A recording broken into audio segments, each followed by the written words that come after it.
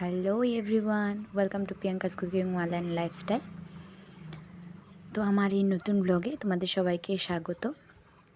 তো আজকে আমাদের মন মেজাজটা খুব একটা ভালো নেই। কেন ভালো নেই তো সেটা তোমাদেরকে আজকে বলবো। তোমরা ভাবতে পারো যে কয়দিন আগে বোনের বিয়ে হয়ে গেল, কেন মন মেজাজ ভালো না, ভালো নেই কেন তোমাদের অবশ্যই বলবো। তো ঘুম থেকে উঠে স্নান দান সেরে জামা কাপড়গুলো ছাদে মেলে দিয়ে আমি চলে আসলাম। একটু গরম জল খেয়ে নিলাম, যেহেতু আমার গলাটা তোমাদের বলেছি গলাটা একটু আমার বসে গেছে, তার জন্য প্রথমে একটু গরম জল খেয়ে নিয়ে চা বানিয়ে সবাইকে চা দিয়ে এখন নিজে চাটা খেয়ে নিচ্ছি। তারপরে এদিকে দেখো আমাদের বাড়িতে একটা স্পেশাল অনুষ্ঠানও আছে, যেটাকে জামাই ভাত বলে। তো জামাই ভাতের তোড়জোড় চলে গেছে। এই যে সবজি কাটা আরম্ভ করেছে, একজন রান্না করছে, মা ওনার সাথে হেল্প করে দিচ্ছে। তো সেটা সবজি টবজি কেটে দিচ্ছে। আর এদিকে বোনও উঠে পড়েছিল, বোন বললো দিদি আমাকে একটু চা দে, তো আমি ওকে চা দিয়ে মেয়ে উঠে পড়েছে, মেয়েকে ব্রাশ করে দিলাম। এই দেখো আমাদের নতুন বউ চার বাসন মাজছে। তো কোনো দিনও ভিডিও করে না, তো তার মধ্যে যেহেতু বিয়ে হয়েছে একটু লজ্জা পাচ্ছিলো, তাই প্রথমে ক্যামেরাটা দেখে একটু হেসে দিল। যাই হোক, তারপরে আমার মেয়েকে আমি ভালো করে মুখ ধুয়ে দিলাম। একটু যেহেতু কয়েকদিন ধরে আর ঘুমটা খাওয়াটা ঠিক হচ্ছিল না, তার জন্য সকালে উঠতে অনেকটা দেরি করে ফেলে, রাত্রে ঘুমায় অনেক দেরি করে। তোমাদের দেখিয়েছিলাম 12টা-1টা বেজে যায় ঘুমায় না, তো দেরি করে উঠেছে। তো ওকে পরে আমাদের কাপ চাটা খাওয়া হয়ে যাওয়ার পরে ওকে উঠিয়ে মুখ ধুয়ে যে এখন দেখো দুধ খাওয়াচ্ছি। তারপরে মা বলল আমরা দুপুরে আমাদের বাড়িতে এক জামাই ভাতের অনুষ্ঠান আছে, তো মা বলল সকালে যেহেতু বাড়িতে জামাই এসেছে কিছু খাওয়া দে, খিদা পেয়ে গেছে। তো জামাইকে জিজ্ঞাসা করলাম, বোন জামাইকে, যে তুমি কী খাবে? বলে কি আমার এখন বিয়ে বাড়িতে এত খাওয়া দাওয়া হয়েছে, জাস্ট একটু ডাল সিদ্ধ ভাত বানাও তাহলে হবে। তো আমি ওর জন্য পটল ভাজলাম, ডিমের অমলেট বানালাম, ডাল করেছিলাম। আর এদিকে মা দেখো মাছ মাংস সব ধুয়ে, মা আর বাবা দুজনে মিলে মাছ মাংস সব ধুয়ে করে দিল।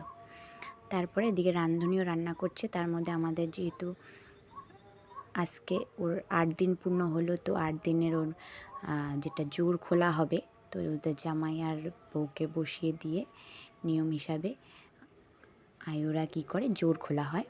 তো এই দেখো ওদের বসিয়ে দিয়ে ওদের এখন জোর খোলা হবে। প্রথমে বড় মা কী করছে, ওদেরকে আশীর্বাদ দিয়ে নিচ্ছে, দিয়ে তারপরে ওদের জোর খোলা হবে।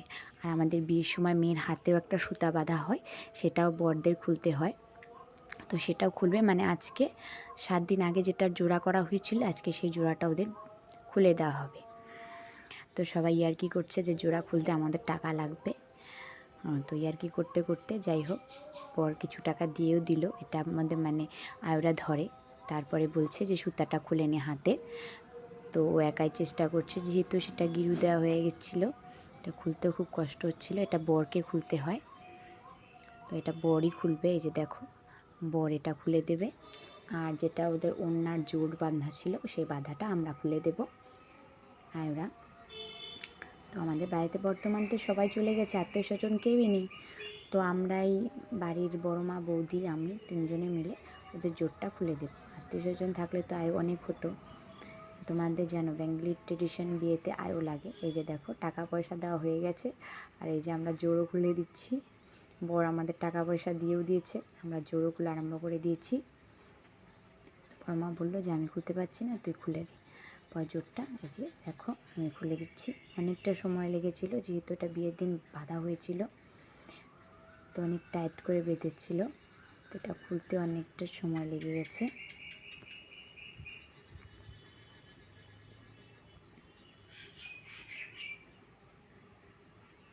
দেখো খুলতেই পারছিলাম না, এত শক্ত ছিল আর কি, টাইট হয়ে আছিল জিনিসটা। যাই হোক শেষমেশ খুলে দিলাম। আর এদিকে বৌদি রঙের প্যাকেট নিয়ে পুরো রেডি ছিল, যেই খোলা হয়ে গেল ওদের মাথায় রঙও ঢেলে দিল। তারপরে সবাই মিলে একটু রঙও খেলে নিল। এই দেখো কিভাবে রং খেলছে ওরা। আমি আগের থেকেই দূরে সরে গেলাম, আর আমার মেয়েও পুরো চালু ছিল, আগের থেকে ঘরের মধ্যে ঢুকেছিল। ছোটো হলে কী হবে, বুদ্ধি প্রচুর। তো যাই হোক এই যে রং খেলছে ওরা। আমাকে বেশি রং লাগাতে পারেনি। ওরাই খেলেছে, বৌদি আর কি, বৌদি পুরো রেডি ছিল রং নিয়ে আর ওদেরকে লাগিয়েও দিয়েছে। ওরাও দুজন বৌদিকে লাগিয়েছে, ওরা দুজনে পুরো রং খেলছে দেখো। তারপরে যে ওদের এখন এটা জল, সেটা জল দিয়ে স্নান করানো, এটাতে স্নান তো করানো হবে না, জাস্ট এটা নিয়মের জন্য করানো হবে এখন। তারপর ওরা ভালোভাবে স্নানও করে নেবে। তো এই ঘরটা এইভাবে ভেঙে দেওয়া হয়। তারপর দেখো এই অনুষ্ঠানের জন্য পুরো খাবার দাবার রেডি হয়ে গেছে, যে ডাল, চচ্চড়ি, তারপরে এখানে যে মাছের ঝোল সব রেডি হয়ে গেছে। এই যে দেখো চাটনিও রেডি হয়ে গেছে, মিষ্টি এনেছিল বাবা, মিষ্টি বেশি লোক না, জামাই ভাতে বেশি লোক হয় না। এই যে মাংস রেডি হয়ে গেছে, তো লোকজন আসা শুরু হয়ে গেছে।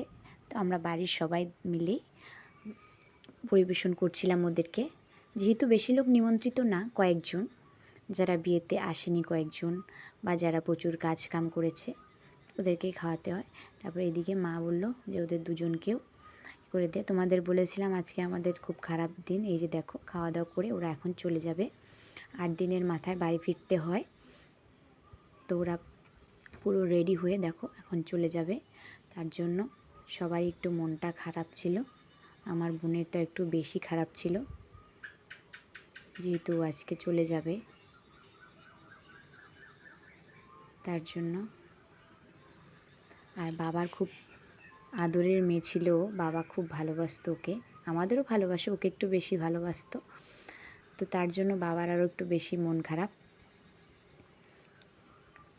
তা হাজার খুশির মধ্যেও যেহেতু বোন আজকের থেকে চলে যাবে, তার জন্য বেশি মন খারাপ করছিল আরও। তা আমিও কালকে বাড়ি চলে যাব, তো আজকে বোন যাচ্ছে তাই মা বললো তুই কালকে যাস। তো আজকের ব্লগটা এখানেই শেষ করলাম, তোমাদের সবাইকে টাটা।